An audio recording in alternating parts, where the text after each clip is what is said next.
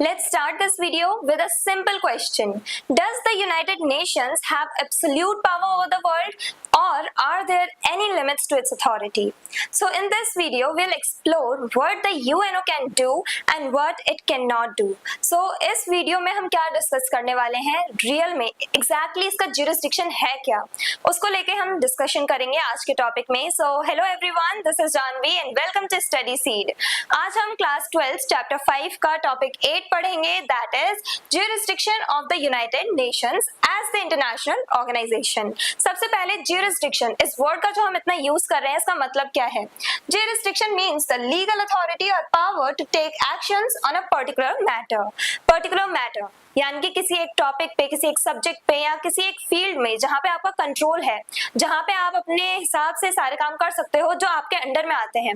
यानी कि वो सारे मैटर जिन पे यूएनओ डिसीजन ले सकता है, वो सारे मैटर जो हैं यूएनओ का ज्यूरिसडिक्शन है. फॉर एग्जांपल, हम एक नेशन के एग्जांपल के तौर पे समझते हैं. तो इंडिया की अगर हम बात कर लें तो स्टेट्स जो हैं, for example UP, Uttar Pradesh जो है, इसकी गवर्नमेंट, यूपी की जो स्टेट गवर्नमेंट है, उनका कंट्रोल सिर्फ यूपी तक है. वो बिहार के इंटरनल अफेयर्स में इंटरफेयर नहीं कर सकते. तो जो स्टेट्स हैं उनकी अथॉरिटी कहां तक है, उनकी पावर कहां तक है? स्टेट तक, अपने खुद के स्टेट तक. ऐसे ही जो नेशन है यानी कि सेंट्रल गवर्नमेंट जो है, उनका कंट्रोल कहां तक है? ओवरऑल पूरे नेशन पे. टेरिटरी के बाहर वो दूसरे देशों के जो इंटरनल अफेयर्स हैं उसमें इंटरफेयर नहीं कर सकते हम. सेंट्रल गवर्नमेंट जो है, हमारी जो सेंट्रल गवर्नमेंट है इंडिया की, क्या वो सेंट्रल गवर्नमेंट दूसरे देशों के यानी कि मान लो चाइना या पाकिस्तान जो हमारे नेबरिंग नेशंस हैं, क्या उनके इंटरनल अफेयर्स में हम इंटरफेयर कर सकते हैं? हमारी सेंट्रल गवर्नमेंट क्या इंटरफेयर कर सकती है? नहीं. सो इसका मतलब क्या है कि उनका एरिया ऑफ कंट्रोल, जहां तक हमारी सेंट्रल गवर्नमेंट का कंट्रोल है, वो सिर्फ हमारी टेरिटरी है, इंडियन टेरिटरी. तो इंडियन टेरिटरी हमारी सेंट्रल गवर्नमेंट का ज्यूरिसडिक्शन है. स्टेट टेरिटरी हमारी स्टेट गवर्नमेंट का ज्यूरिसडिक्शन है. डिस्ट्रिक्ट्स और विलेजेस ये सब आ जाते हैं हमारी लोकल गवर्नमेंट के अंडर में. वो हमारी लोकल गवर्नमेंट का या डिस्ट्रिक्ट लेवल की गवर्नमेंट्स का ज्यूरिसडिक्शन कहलाया जाता है. तो वो सारे मैटर या वो सारे जो एरियाज हैं जो आपके कंट्रोल में आते हैं, आपके अंडर में आते हैं, वो कहलाए जाते हैं ज्यूरिसडिक्शन. सो ज्यूरिसडिक्शन का मतलब क्या होता है? Area of control in simple terms. तो ज्यूरिसडिक्शन ऑफ द यूएनओ मतलब वो सारे मैटर जिस पे यूएनओ डिसीजंस ले सकता है एज एन इंटरनेशनल ऑर्गेनाइजेशन. तो वो सारे मैटर्स यूएनओ का ज्यूरिसडिक्शन कहलाए जाते हैं. Now areas of UN jurisdiction, UNO का ज्यूरिसडिक्शन कहां तक है, कहां तक वो डिसीजंस ले सकता है? To maintain international peace maintain करने के लिए. यानी कि ये हम अभी तक पढ़ते आ रहे हैं पूरे चैप्टर में कि यूएनओ का मेन पर्पस क्या है? इंटरनेशनल लेवल पे पीस बनी रहे, वॉर्स ना हो, कन्फ्लिक्ट्स ना हो, इन्हें पीसफुली सॉल्व करवाना काम है किसका? यूएनओ का. तो अगर ये वॉर्स या कन्फ्लिक्ट्स हो जाते हैं तो उस टाइम पे जो यूएनओ है वो डिसीजन लेता है, वो फाइनल एक्शन लेता है. पीसफुल सेटलमेंट ऑफ डिस्प्यूट्स, अब डिस्प्यूट्स को सॉल्व करवाना, अलग अलग कंट्रीज के बीच में नेगोशिएशंस करवाना, मीडिएशंस करवाना भी किसका काम है? यूएनओ का. ये भी एक ऐसा टॉपिक है जिसपे यूएनओ अपने डिसीजंस ले सकता है. Protection of human rights, human rights को हमेशा प्रोटेक्ट करता है या क्या प्रमोट करता है कौन? यूएनओ. जस्टिस हो गया, जो हमारे दूसरे राइट्स, इक्वालिटी, इन सबको प्रमोट करता है यूएनओ. यूएनओ जो है एडवाइसेस देता है ऐसी कंट्रीज को, लाइक नॉर्थ कोरिया, जहां पे लोगों को फंडामेंटल राइट्स नहीं दिए जा रहे हैं. ऐसे नेशंस को UNO as an international organisation अपनी रिस्पॉन्सिबिलिटी फुलफिल करते हुए ऐसे देशों को एडवाइस देता है कि आप लोगों के जो वेलफेयर है उसके लिए काम करो, सिटीजन्स के वेलफेयर के लिए काम करो, उन्हें फंडामेंटल राइट्स दो, डेमोक्रेसी को आप अडॉप्ट करो. तो इसे सपोर्ट करता है कौन? यूएनओ. और साथ ही साथ जितने भी ऑपरेशंस वगैरह किए जाते हैं या डिस्क्रिमिनेशन होता है उसके अगेंस्ट में ही रहता है हमेशा यूएनओ.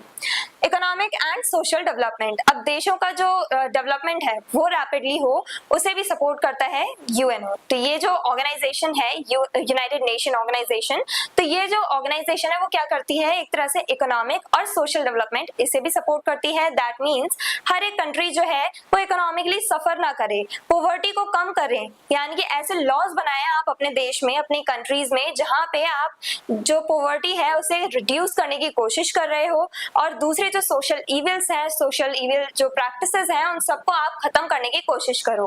तो इसे सपोर्ट करता है यूएनओ, यानी कि आप सारी जो अपने सोशल इविल्स हैं उन्हें खत्म करने के ऊपर जोर दो, उन्हें फोकस करो, उस पॉइंट पे आप फोकस करो। साथ ही साथ इकोनॉमिक डेवलपमेंट, जहां पे आपकी कंट्री में एक अच्छी स्टैंडर्ड ऑफ लिविंग होनी चाहिए ऑलमोस्ट सभी सिटीजन्स की, यानी ऐसा ना हो कि लोग क्राइसिस से, फूड क्राइसिस से मर रहे हैं, ऐसा ना हो कि हेल्थ केयर फैसिलिटीज ना हो आपकी कंट्री में।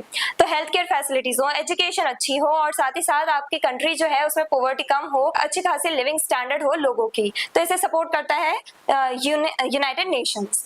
नाउ ह्यूमैनिटेरियन असिस्टेंस, यानी कि अगर फॉर एग्जांपल अगर कहीं पे नेचुरल डिजास्टर आ जाता है, जैसे जापान जो है, हालांकि जापान सब कुछ अपने ही अकॉर्डिंग कंट्रोल कर लेता है, जापान सब चीजें अपने आप मैनेज कर लेता है, इंडिपेंडेंटली रहता है।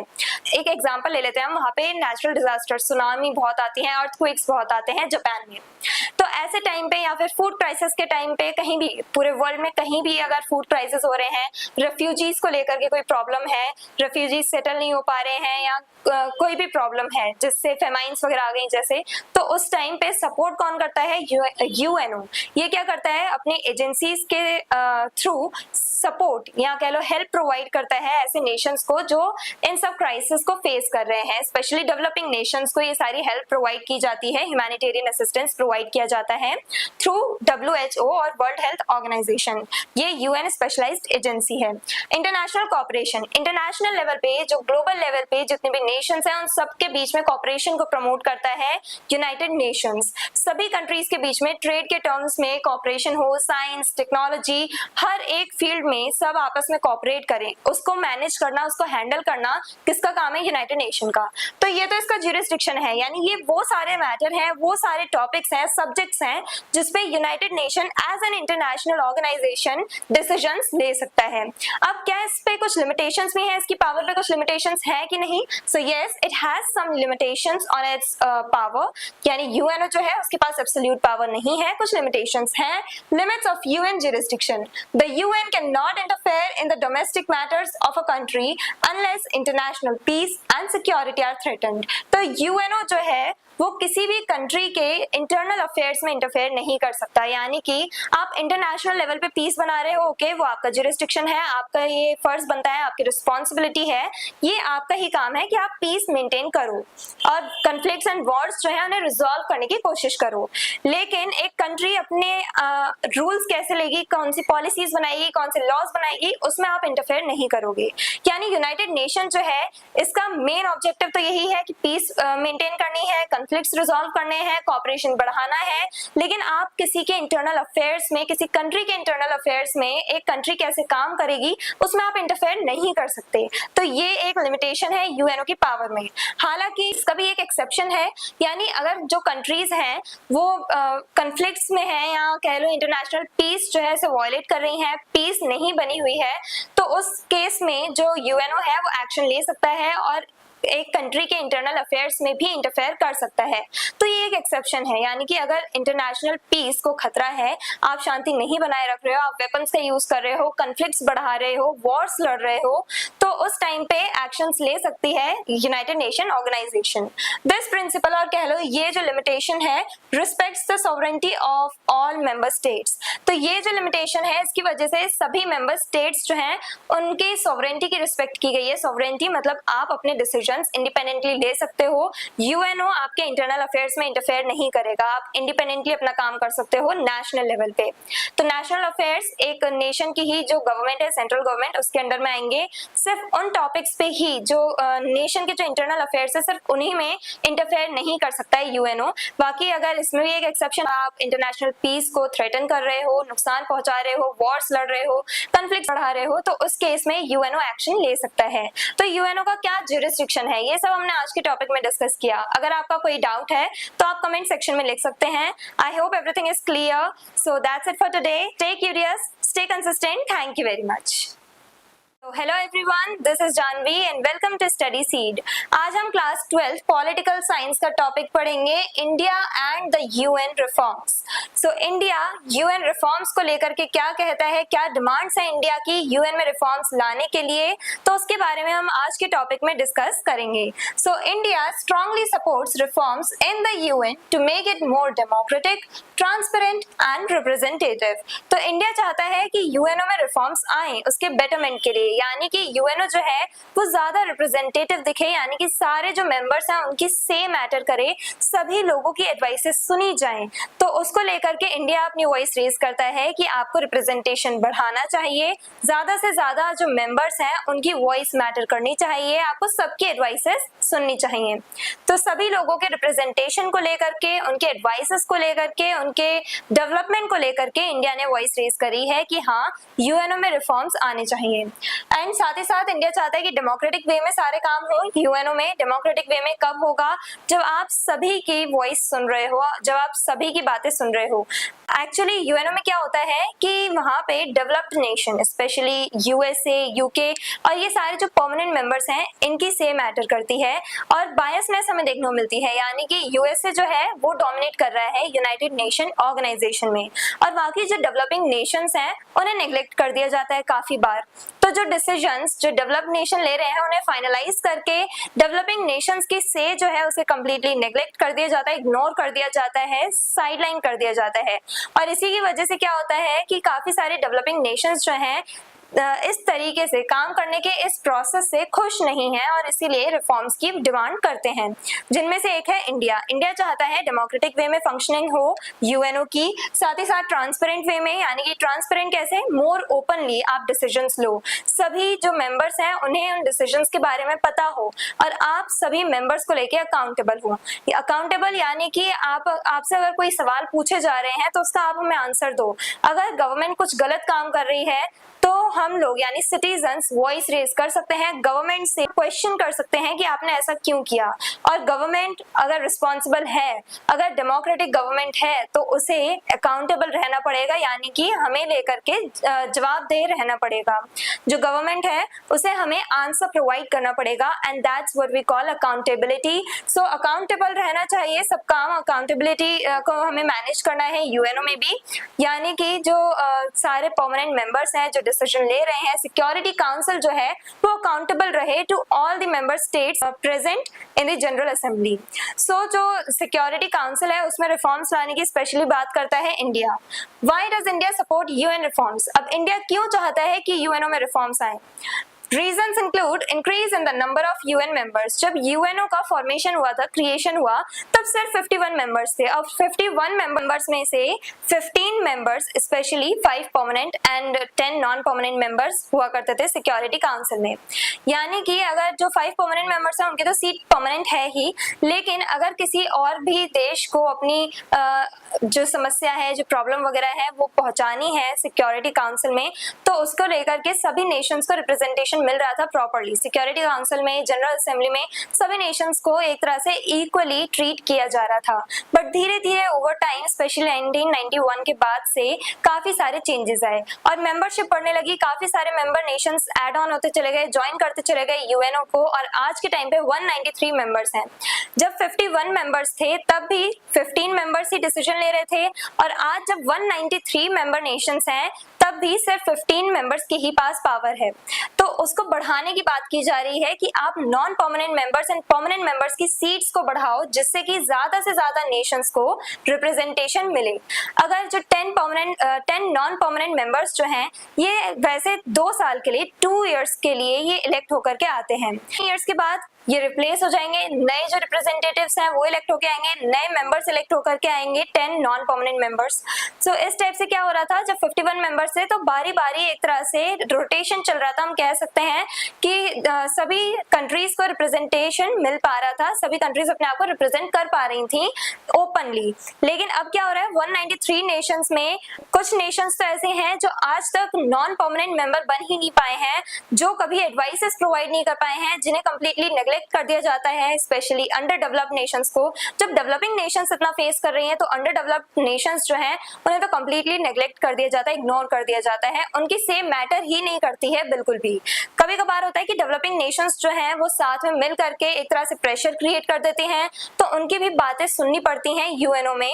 बायसनेस हमें वैसे देखने को मिलती है, यही बात है कि बायसनेस देखने को मिल रही है। डेवलप्ड नेशन जो है उनके हिसाब से सारा काम चल रहा है, स्पेशली यूएसए की वजह से। इट्स द बेटर ट्रुथ कि जो यूएसए है वो सबसे ज्यादा कंट्रीब्यूट कर रहा है, सबसे ज्यादा फंडिंग देता है यूएनओ में, उसकी फंक्शनिंग में, और इसी की वजह से यूएसए जो है वो डोमिनेट कर पा रहा है। यूएसए के अंडर में रह के सारे नेशंस काम करते हैं, उसके डोमिनेशन को एक्सेप्ट कर लिया है मेंबर नेशंस ने, जनरल असेंबली के मेंबर नेशंस ने, यूएनओ के मेंबर्स ने।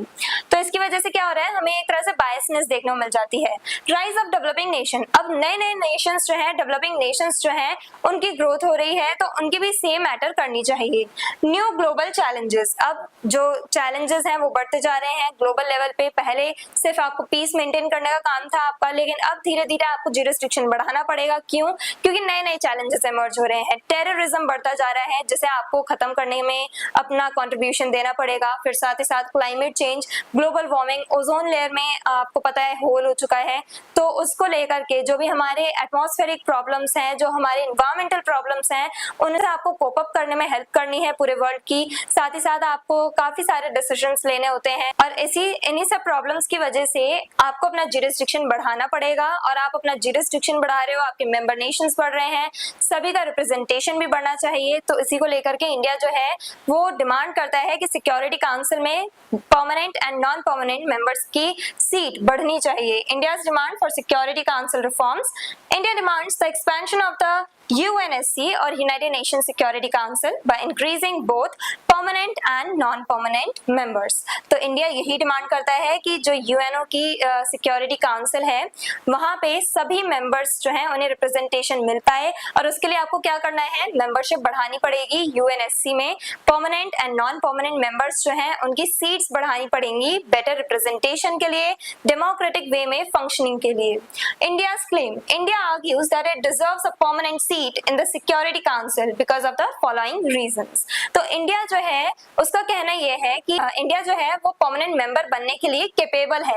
तो इंडिया जो है वो परमानेंट मेंबरशिप को क्लेम करता है। क्यों? कुछ रीजंस हैं, जैसे कि हम क्राइटेरिया जो बनाया गया है, क्राइटेरिया जो सेट किया गया था परमानेंट मेंबर बनने के लिए, जो क्राइटेरिया सेट किया गया था उसे इंडिया फुलफिल करता है, और इसीलिए हम क्लेम करते हैं कि हमें परमानेंट मेंबर बनना चाहिए और इसके लिए हम कैपेबल हैं।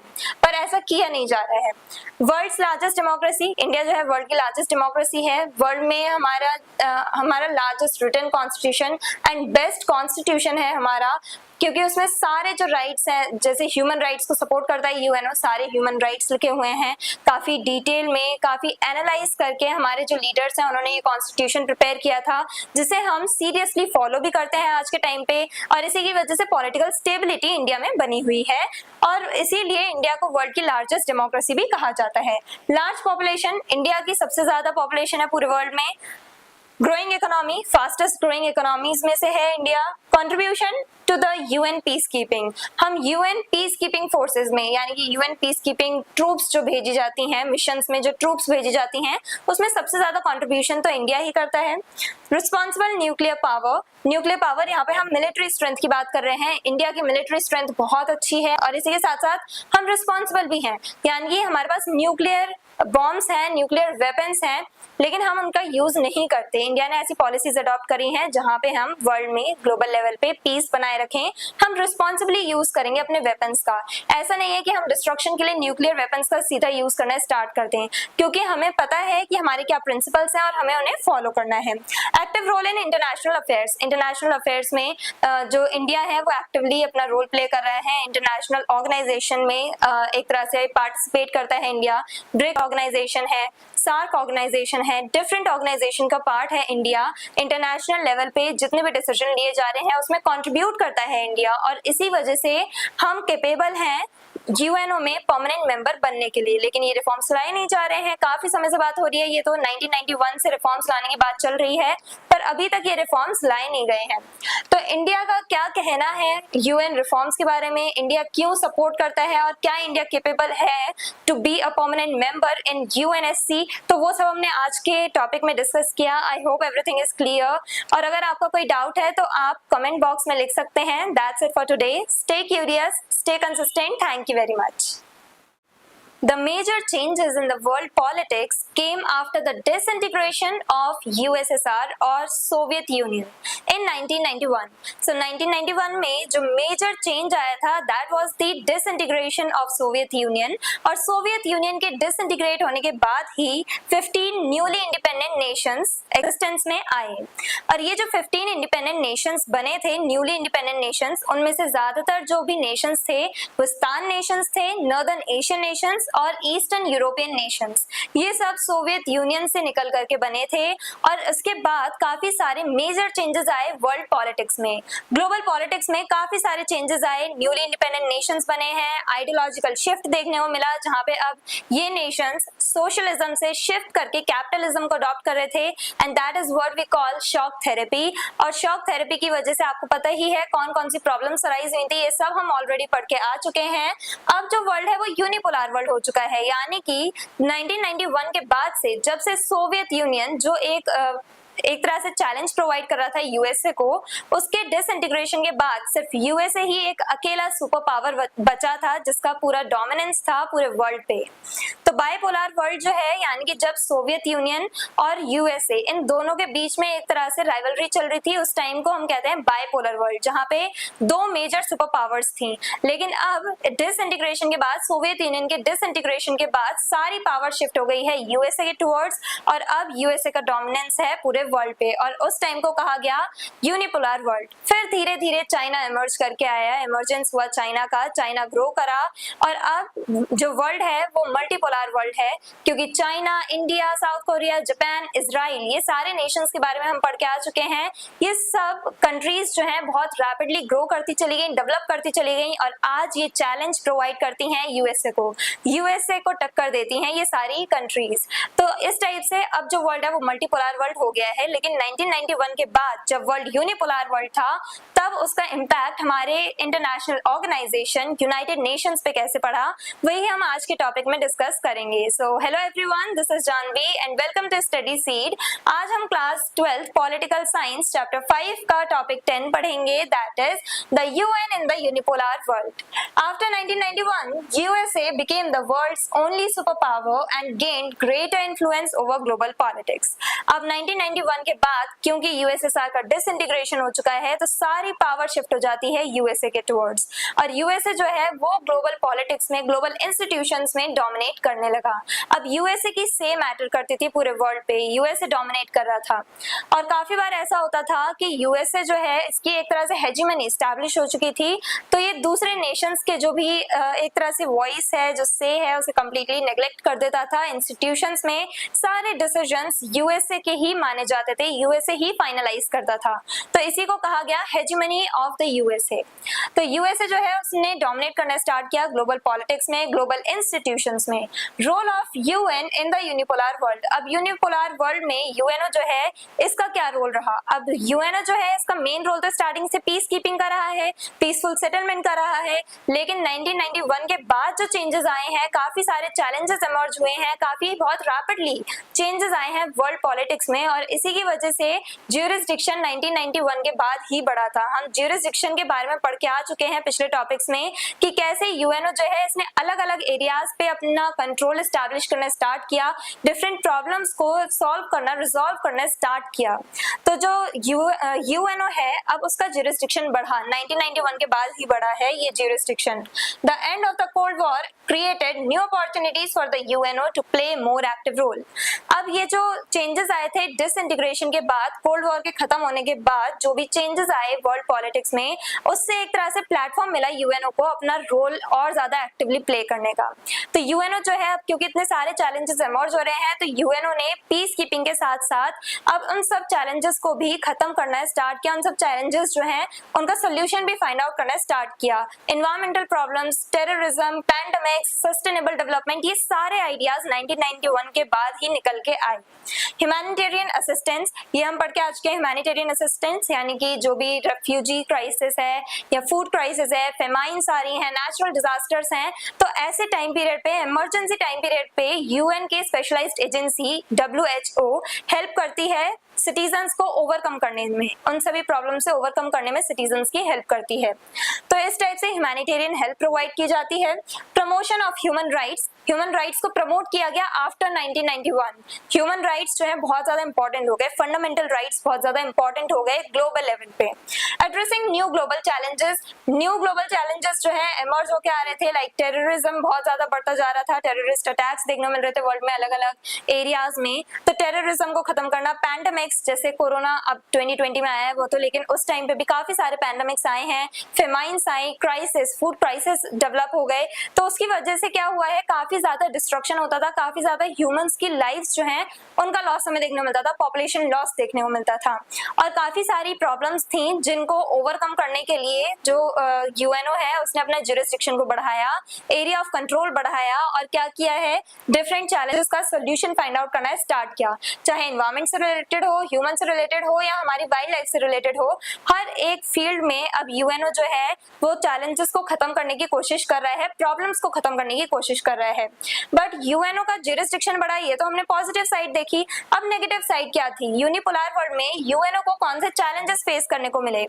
यूएनओ अब क्योंकि एक इंटरनेशनल ऑर्गेनाइजेशन है तो यहाँ पे हम ये एक्सपेक्ट करते हैं कि सभी को इक्वल रिप्रेजेंटेशन मिलेगा, डेमोक्रेटिक वे में काम होगा और सब कुछ एक तरह से पॉजिटिव वे में चलेगा, सभी के राइट्स को एक तरह से एक्सेप्ट किया जाएगा, प्रमोट किया जाएगा। लेकिन यहाँ पे क्या हो गया, यूनिपोलर वर्ल्ड में जहाँ पे सारी पावर यूएसए के पास है, तो इस टाइम पे हमें कहीं ना कहीं बायसनेस देखने को मिली यूएन की फंक्शनिंग में। So despite being more active, the UN also face new challenges. अब यूएनओ जो है उसकी पॉजिटिव साइड हमें क्या देखने को मिली कि यूएनओ ने काफी एक्टिव रोल प्ले करना स्टार्ट किया यूनिपोलर वर्ल्ड में, उसका ज्यूरिसडिक्शन बढ़ा, उसने सारे प्रॉब्लम्स को सॉल्व करना स्टार्ट किया धीरे धीरे। लेकिन अब कुछ चैलेंजेस भी थे जो यूएनओ फेस कर रहा था अपनी फंक्शनिंग में। First one is dominance of the USA. USA dominate करने लगा over the institutions, global institutions. USA often had significant influence over international decisions. International level पे कोई भी ऑर्गेनाइजेशन है जिसका पार्ट यूएसए है, और अगर इंटरनेशनल लेवल पे कोई डिसीजन लिए जा रहे हैं, ग्लोबल इश्यूज को सॉल्व करने के लिए कोई डिसीजन लिए जा रहे हैं, तो उसमें यूएसए जो है वही डोमिनेट करता है, यूएसए के ही डिसीजंस को फाइनलाइज किया जाता है। तो कंप्लीट हेजिमनी थी यूएसए के पास और कोई और कंट्री इसे चैलेंज भी नहीं कर पा रहा था, क्योंकि यूएसए इतना ज्यादा पावरफुल नेशन है। चाहे हम इसके मिलिट्री के टर्म्स में बात करें, अगर हम इसकी इकोनॉमी हो गई, मिलिट्री हो गई, हर एक टर्म्स में बात करें, तो यूएसए को चैलेंज देने वाली कोई और कंट्री थी ही नहीं। इसी वजह से यूएसए की हेजिमनी एस्टैब्लिश हो पाई और यूएसए के अंडर में ही रह के सारी कंट्रीज को इसके डिसीजंस मानने पड़े। Security council limitations, 5 permanent members retain veto power. अब जो 5 परमानेंट मेंबर्स हैं, UK, USA, France, Russia and China, ये सारे जो मेंबर्स हैं इनके पास क्योंकि वीटो पावर है, और इस टाइम पे इनकी वीटो पावर जो है इन्होंने काफी ज्यादा यूज करना स्टार्ट किया। इस टाइम पे 1991 के बाद से यूनिपोलर वर्ल्ड में क्या हुआ, स्पेशली जो रिप्रेजेंटेशन है डेवलपिंग नेशंस को नहीं दिया जा रहा था। डेवलपिंग नेशंस जो हैं उनको सही से रिप्रेजेंट होने का मौका ही नहीं मिल पा रहा था, अपने रिप्रेजेंटेशन का मौका नहीं मिल पा रहा था डेवलपिंग नेशंस को। सिर्फ सारी पावर किसे दे दी गई, परमानेंट मेंबर्स को। Need for reforms, many countries demanded reforms to improve transparency and effectiveness, और इसीलिए अब रिफॉर्म्स की डिमांड चलती है। कौन कौन से रिफॉर्म्स, वो सब हम डिस्कस करके आ चुके हैं कि सिक्योरिटी काउंसिल की मेंबरशिप बढ़ाई जाए, permanent and non permanent members की जो सीट है वो बढ़ाई जाए, बेटर रिप्रेजेंटेशन मिले सभी कंट्रीज को, सभी कंट्रीज की से मैटर करे, डेमोक्रेटिक वे में फंक्शनिंग हो, ट्रांसपेरेंसी होनी चाहिए।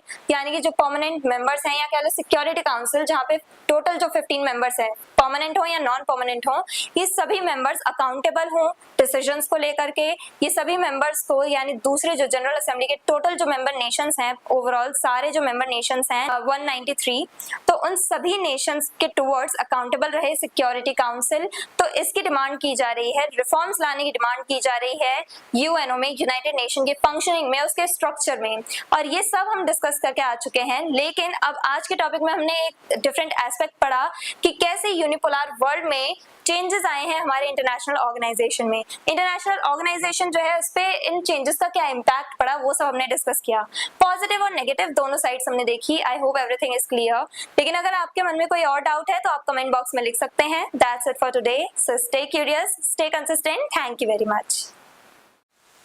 अभी तक इस चैप्टर में हम यूनाइटेड नेशन के बारे में पढ़ते आए हैं। अब हम दूसरी इंपॉर्टेंट इंटरनेशनल ऑर्गेनाइजेशंस हैं उनके बारे में इस टॉपिक में डिस्कस करेंगे।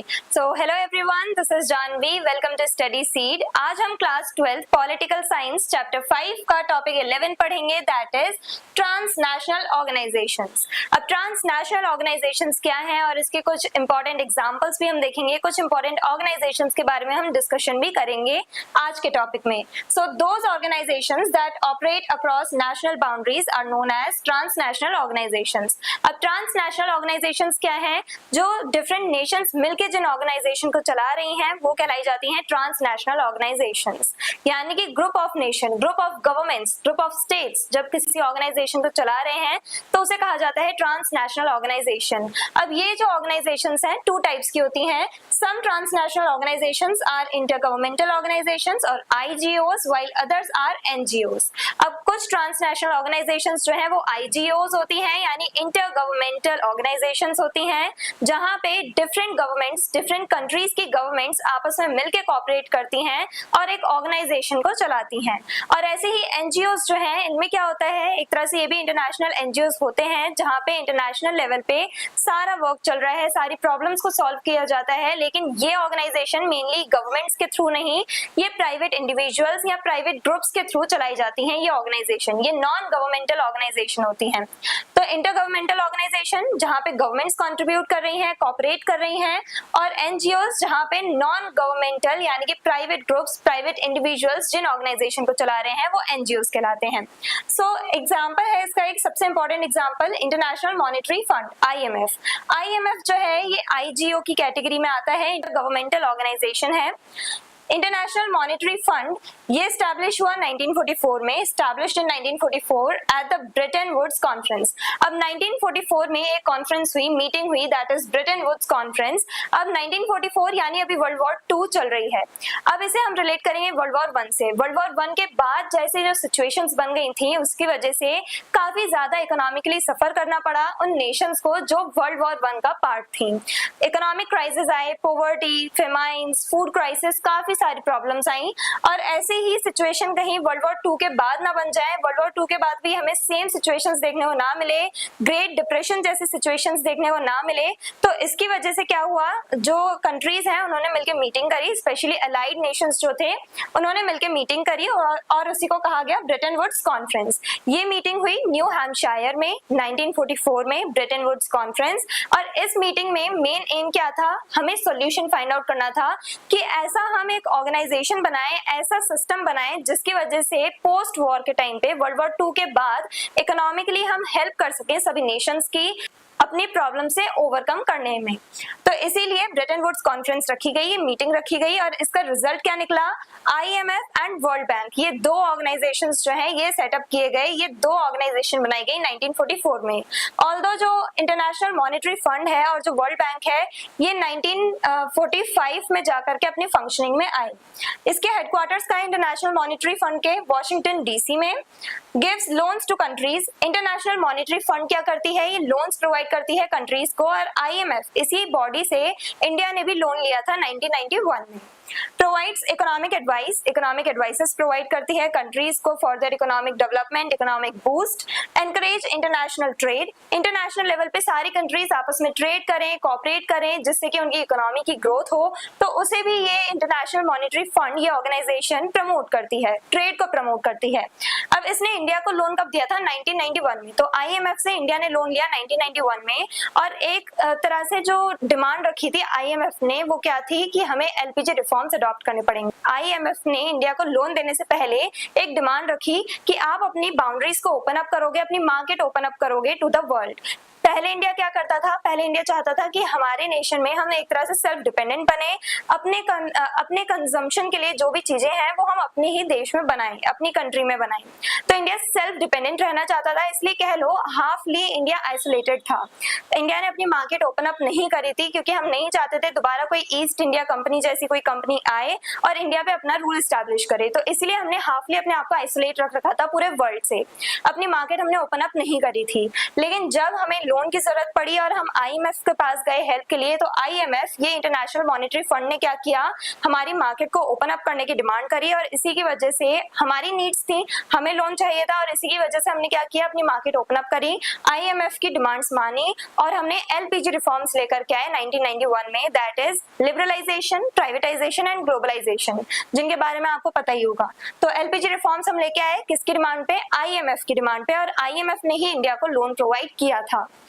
World bank created in Bretton Woods conference, headquarters Washington DC, ये भी IMF के साथ ही बना था और इसके भी हेडक्वार्टर्स वॉशिंगटन DC में है, USA में। प्रोवाइड्स डेवलपमेंट लोन्स, और ये जो वर्ल्ड बैंक है ये मेनली डेवलपमेंट से रिलेटेड लोन्स प्रोवाइड करता है। अगर आपको एजुकेशनल डेवलपमेंट करना है, एजुकेशनल फील्ड में हेल्थ केयर फैसिलिटीज प्रोवाइड करने में अगर आपको लोन्स चाहिए, फंडिंग कम पड़ रही है, तब आप वर्ल्ड बैंक से हेल्प ले सकते हो। तो वर्ल्ड बैंक क्या करती है, डेवलपमेंट रिलेटेड प्रोजेक्ट्स में हेल्प करती है, लोन्स प्रोवाइड करती है। वर्ल्ड ट्रेड ऑर्गेनाइजेशन और WTO, वर्ल्ड ट्रेड ऑर्गेनाइजेशन नाम से पता चल रहा है ये ऑर्गेनाइजेशन क्या करती है, ट्रेड को प्रमोट करती है, ट्रेड के टर्म्स में ये कंट्रीब्यूट करती है। एस्टैब्लिश इन 1995, 1 जनवरी 1995 को ये ऑर्गेनाइजेशन सेटअप की गई थी। हेडक्वार्टर्स कहाँ पे इसके, जेनेवा स्विट्जरलैंड में। Reduce trade barriers, trade barriers को ये कम करने का काम करती है ये ऑर्गेनाइजेशन। ट्रेड बैरियर्स यानी जो टैरिफ्स लगा दिए जाते हैं।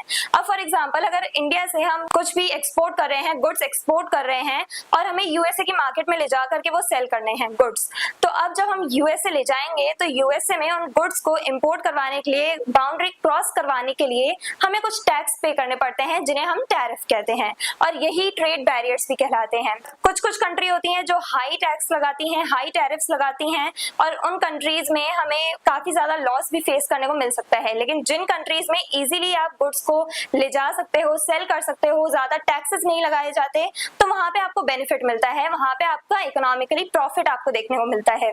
तो जो वर्ल्ड ट्रेड ऑर्गेनाइजेशन है ये क्या करती है, ट्रेड बैरियर्स को कम करने की कोशिश करती है, इन टैरिफ्स को कम करने की कोशिश करती है, जिससे कि ग्लोबली सारी कंट्रीज आपस में कोऑपरेट कर पाए, इकोनॉमिकल डेवलपमेंट कर पाए। Set rules for international trade, international level पे ट्रेड कैसे चलेगा, कैसे ट्रेड होना है, उसके लिए जो रूल्स हैं वो सब बनाती है वर्ल्ड ट्रेड ऑर्गेनाइजेशन। यानी कि ट्रेड के टर्म्स में सारा कंट्रोल इसी ऑर्गेनाइजेशन के पास है, सारे रूल्स यही ऑर्गेनाइजेशन बनाती है। सेटल्स ट्रेड डिस्प्यूट्स, और अगर किसी नेशन के, खास करके जो मेंबर नेशंस हैं, WTO के मेंबर नेशंस जो हैं, अगर इनके बीच में कोई डिस्प्यूट्स या कन्फ्लिक्ट्स हो जाते हैं तो उन्हें सॉल्व करने की कोशिश करती हैं और उनके बीच में फ्री एंड फेयर वे में ट्रेड करवाने को ये प्रमोट करती है ऑर्गेनाइजेशन। नेक्स्ट आते हैं इंटरनेशनल एटॉमिक एनर्जी एजेंसी और IAEA। अब इस ऑर्गेनाइजेशन के बारे में पढ़ेंगे। इंटरनेशनल एटॉमिक एनर्जी एजेंसी, अब ये एजेंसी जो है वो एस्टैब्लिश करवाई गई इन 1957 और इसके हेडक्वार्टर्स कहाँ पे हैं, वियना ऑस्ट्रिया में। And this organisation promotes peaceful use of nuclear energy. जो IAEA ये जो एजेंसी है, इंटरनेशनल एटॉमिक एनर्जी एजेंसी, ये एजेंसी क्या करती है, पीसफुल यूज को प्रमोट करती है। किसके पीसफुल यूज को, न्यूक्लियर एनर्जी के। अब न्यूक्लियर वेपन्स बनाए जाते हैं, वो डिस्ट्रक्शन के लिए बनाए जा रहे हैं या अपने डेटरेंस के लिए, अपने डिफेंसिव पर्पसेस के लिए बनाए जा रहे हैं। बट ये न्यूक्लियर वेपन्स जो है इनका यूज हम पीसफुली नहीं कर सकते, क्योंकि इनका यूज हम जब भी करेंगे तब डिस्ट्रक्शन होगा। अब न्यूक्लियर एनर्जी जो है उसका हम कुछ फील्ड्स में पीसफुली भी यूज कर सकते हैं। जैसे इंडिया ने जो अपना फर्स्ट न्यूक्लियर टेस्ट कंडक्ट करवाया था 1974 में, उसे नाम दिया गया था पीसफुल न्यूक्लियर एक्सप्लोजन और स्माइलिंग बुद्धा। इसका मतलब क्या है कि ये जो हमने फर्स्ट न्यूक्लियर टेस्ट करवाया उसमें हमने न्यूक्लियर वेपन्स का टेस्ट नहीं करवाया था, वेपन्स का टेस्ट ना करवा के हमने पीसफुली न्यूक्लियर एनर्जी का कैसे यूज किया जाए उसको लेकर के हमने टेस्ट करे थे। और पीसफुली हम कहाँ पे यूज कर सकते हैं, साइंटिफिक रिसर्चेस में हम यूज कर सकते हैं, कैंसर ट्रीटमेंट के लिए भी यूज किया जाता है न्यूक्लियर एनर्जी का। तो हम ऐसी फील्ड में यूज करें जहां पे कोई डिस्ट्रक्शन क्रिएट ना हो, तो उसको प्रमोट करती है ये एजेंसी कि न्यूक्लियर पावर जो है उसका आप इस टाइप से यूज करो कि डिस्ट्रक्शन क्रिएट ना हो, और न्यूक्लियर वेपन्स के अगेंस्ट में रहती है, डिसआर्मामेंट के सपोर्ट में रहती है ये ऑर्गेनाइजेशन। नेक्स्ट आती है एमनेस्टी इंटरनेशनल। अभी तक हमने जितने भी एग्जांपल्स देखे इन ऑर्गेनाइजेशन के बारे में, हमने जितनी भी ऑर्गेनाइजेशन के बारे में पढ़ा है, ये सब IGO की कैटेगरी में आती हैं। अब एमनेस्टी इंटरनेशनल ये एक इंटरनेशनल NGO है, यानी ये ये नॉन गवर्नमेंटल ऑर्गेनाइजेशन है। इसमें गवर्नमेंट्स नहीं, प्राइवेट इंडिविजुअल्स अपना रोल प्ले कर रहे हैं, प्राइवेट इंडिविजुअल्स इस ऑर्गेनाइजेशन को चला रहे हैं। तो एमनेस्टी इंटरनेशनल ये कब बनाई गई, स्टैब्लिश की गई 1961 में। इसके हेडक्वार्टर्स है लंदन में, that is in UK, United Kingdom. और इसका मेन एम क्या है, to protect human rights. Human rights को प्रोटेक्ट करना इस ऑर्गेनाइजेशन का मेन गोल है, मेन एम है। It publishes reports on human rights. और ये जो ऑर्गेनाइजेशन है एमनेस्टी इंटरनेशनल, ये एक तरह से रेगुलर बेसिस पे अपने रिपोर्ट्स प्रिपेयर करती है, ये देखने के लिए कि कितना इंप्रूवमेंट हुआ है, पूरे वर्ल्ड लेवल पे कितनी इंप्रूवमेंट हुई है, ह्यूमन राइट्स को प्रोटेक्ट किया जा रहा है, नहीं किया जा रहा है। सभी नेशंस को एडवाइसेस देना, ऐसे नेशंस में जहां पे लोगों को सफर करना पड़ रहा है उन नेशंस की गवर्नमेंट को एडवाइसेस देना, और अगर एडवाइसेस से काम नहीं चल रहा है तो गवर्नमेंट पर प्रेशर क्रिएट करना इस ऑर्गेनाइजेशन का काम है कि आप ह्यूमन राइट्स को प्रोटेक्ट करो, ह्यूमन राइट्स को प्रमोट करो। ऐसी एडवाइसेस ये देता है किसी गवर्नमेंट्स को, अलग अलग नेशंस के गवर्नमेंट्स को जहां पे लोग सफर कर रहे हैं, और रिपोर्ट्स भी पब्लिश करते हैं ये रेगुलर बेसिस पे to see the improvement. Conducts global awareness campaigns, और ग्लोबल लेवल पे ये कैंपेन्स भी कंडक्ट करवाते हैं, यानी कि वर्ल्ड में अलग अलग कंट्रीज में कैंपेन्स कंडक्ट करवाए जा रहे हैं। कैंपेनिंग के थ्रू ये अवेयरनेस फैला रहे हैं ह्यूमंस को, हम सिटीजन्स को हमारे राइट्स के बारे में बता रहे हैं, फंडामेंटल राइट्स के बारे में ये एमनेस्टी इंटरनेशनल अवेयरनेस फैलाने का काम करती है। और यही सेम काम एक और ऑर्गेनाइजेशन करती है, ह्यूमन राइट्स वॉच। अब ये भी एक इंटरनेशनल एनजीओ है। ये कब स्टैब्लिश की गई, 1978 में। इसके हेडक्वार्टर्स है न्यूयॉर्क, यूएसए, अमेरिका में है इसके हेडक्वार्टर्स है, न्यूयॉर्क में। It encourages governments to protect human rights, और ये भी ह्यूमन राइट्स को प्रोटेक्ट करने के लिए गवर्नमेंट जो है उन्हें एडवाइसेस प्रोवाइड करती है और गवर्नमेंट पे प्रेशर क्रिएट करती है। तो आज के टॉपिक में हमने ट्रांसनेशनल ऑर्गेनाइजेशंस के बारे में पढ़ा, यानी ऐसी ऑर्गेनाइजेशंस जहां पे अलग अलग नेशंस मिल करके कोऑपरेट कर रही हैं, अपना काम कर रही हैं। और अवेयरनेस फैलाने का काम कौन करता है, ये एनजीओज। दो टाइप की ट्रांसनेशनल ऑर्गेनाइजेशन होती है, आईजीओज एंड एनजीओज। आईजीओ जो है वहां पे गवर्नमेंट्स आपस में कोऑपरेट कर रही होती हैं, और यहाँ पे जो एनजीओज हैं, जो नॉन गवर्नमेंटल ऑर्गेनाइजेशन है, यहाँ पर जो प्राइवेट ग्रुप्स हैं या प्राइवेट इंडिविजुअल्स हैं वो इन ऑर्गेनाइजेशन की फंक्शनिंग को संभाल रहे होते हैं। तो amnesty international and human rights watch, ये दो ऑर्गेनाइजेशन बहुत इंपॉर्टेंट इंटरनेशनल एनजीओज की कैटेगरी में आते हैं। और डब्ल्यूटीओ के बारे में हमने पढ़ा, हमने आईएमएफ, वर्ल्ड बैंक और ये international atomic energy agency IAEA, इसके बारे में हमने पढ़ा। तो ये सारे जो ऑर्गेनाइजेशन हैं ये आती हैं आईजीओ की कैटेगरी में, जहां पे डिफरेंट नेशंस के गवर्नमेंट कोऑपरेट करती हैं, गवर्नमेंट्स इस ऑर्गेनाइजेशन को चलाती हैं। तो आई होप एवरीथिंग इज क्लियर, लेकिन अगर आपके मन में कोई डाउट है तो आप कमेंट सेक्शन में लिख सकते हैं। That's it for today, so stay curious, stay consistent, thank you very much. United Nation organisation क्या है, इसकी फंक्शनिंग क्या है, इसका स्ट्रक्चर कैसा है और इसका जुरिस्डिक्शन कहां तक है, ये सब हम डिस्कस करके आ चुके हैं। And now in this video will explore some specialised agencies of this organisation, those are UNESCO, UNICEF and ILO। अब ये जो स्पेशलाइज्ड एजेंसीज है यूएनओ की, उसके बारे में हम आज के टॉपिक में डिस्कस करेंगे। So first one is United Nations educational, scientific and cultural organisation, that is UNESCO. अब नाम से पता चल रहा है ये जो स्पेशलाइज्ड एजेंसी है उसका फंक्शन क्या है, ये एजुकेशन को सपोर्ट करती है, एजुकेशनल डेवलपमेंट के लिए कंट्रीज को प्रमोट करती है, एनकरेज करती है, साइंटिफिक रिसर्चेस को प्रमोट करती है, कल्चरल ऑर्गेनाइजेशन यानी कल्चर्स को प्रोटेक्ट करना, वर्ल्ड हेरिटेज साइट्स जो हैं जैसे ताजमहल, कुतुब मीनार, ये सारी जो साइट्स हैं इंडिया में, इन्हें वर्ल्ड हेरिटेज साइट का दर्जा दिया गया है, एक तरह से टाइटल इन्हें दिया गया है, वर्ल्ड हेरिटेज साइट्स इन्हें बनाया गया है, इन्हें प्रोटेक्ट किया जाता है। किसके थ्रू, इस एजेंसी के थ्रू, यानी कि कल्चर को प्रोटेक्ट करना, educational development, even health care facilities को प्रमोट करना, ये सारे जो काम हैं ये एजेंसी संभालती है यूनेस्को।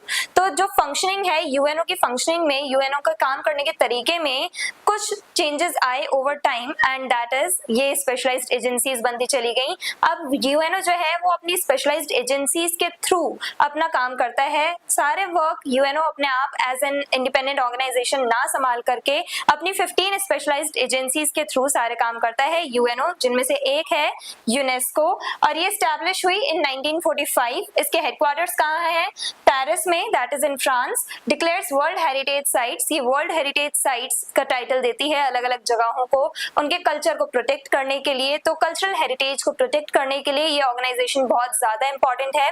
जैसे अभी हमने देखे एग्जाम्पल ताजमहल जो हो गया, जो कुतुब मीनार है, और हमारे काजीरंगा नेशनल पार्क और और हड़प्पन सिविलाइजेशन की भी काफी सारी सिटीज ऐसी हैं जिन्हें वर्ल्ड हेरिटेज साइट बनाया गया है उनके कल्चर को प्रोटेक्ट करने के लिए।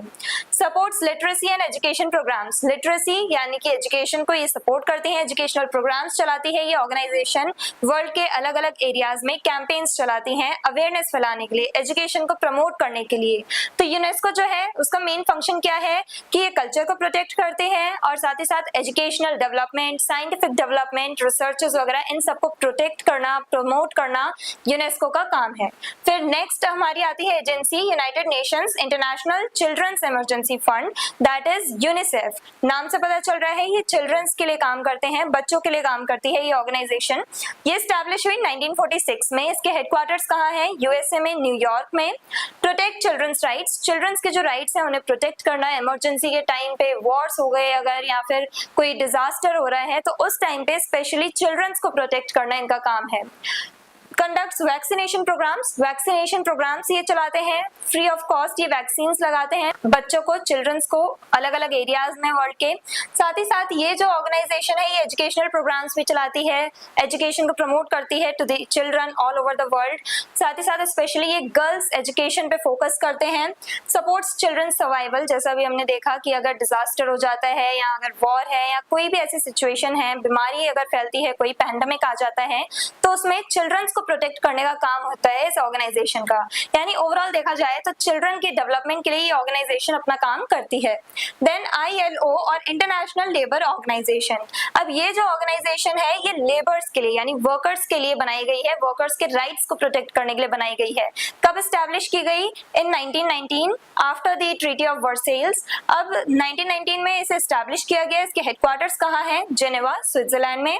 Promote social justice, social level पे यानी हमारी सोसाइटी में भी हम वर्कर्स को इक्वली ट्रीट करें, क्लास के बेस पे उनके साथ कोई डिस्क्रिमिनेशन ना हो, तो इसके लिए ये एक तरह से जस्टिस को प्रोटेक्ट करना, जस्टिस को प्रमोट करना काम है ILO ऑर्गेनाइजेशन का फॉर वर्कर्स।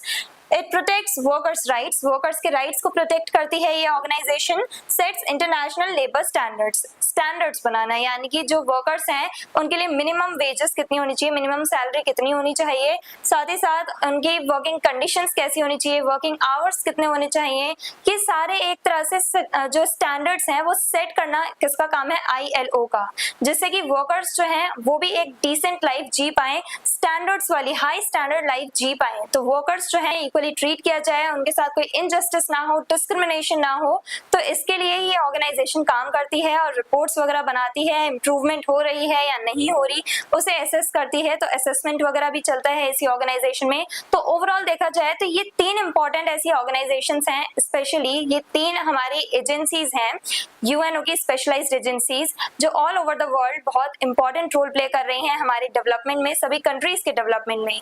यूनेस्को जो है ये एजुकेशनल, साइंस और कल्चर को प्रोटेक्ट करते हैं, इसके बेसिस पे ये बहुत इंपॉर्टेंट ऑर्गेनाइजेशन है, एजेंसी है, स्पेशलाइज्ड एजेंसी। फिर यूनिसेफ ये चिल्ड्रंस को प्रोटेक्ट करने का काम करती है, चिल्ड्रन जो है उनके राइट्स को प्रोटेक्ट करते हैं, चिल्ड्रंस के लिए हेल्थ केयर सेंटर्स बनवाए जाएं, एजुकेशन को प्रमोट करना, अवेयरनेस फैलाना और चिल्ड्रंस के लिए फंडिंग्स प्रोवाइड करना, ये इसका काम है यूनिसेफ का। एंड ILO जो है ये ऑर्गेनाइजेशन वर्कर्स के राइट्स को प्रोटेक्ट करती है। तो ये 3 हमारी बहुत इंपॉर्टेंट UN स्पेशलाइज्ड एजेंसीज हैं जिनके बारे में हमने आज के टॉपिक में डिस्कस किया। आई होप एवरीथिंग इज क्लियर। और इसी टॉपिक के साथ ये इंटरनेशनल ऑर्गेनाइजेशन चैप्टर हमारा खत्म होता है। अगर आपके मन में कोई डाउट है तो आप कमेंट बॉक्स में लिख सकते हैं। सो दैट्स इट फॉर टुडे। मिलते हैं नेक्स्ट वीडियो में नेक्स्ट चैप्टर के साथ। Stay curious, stay consistent. Thank you very much.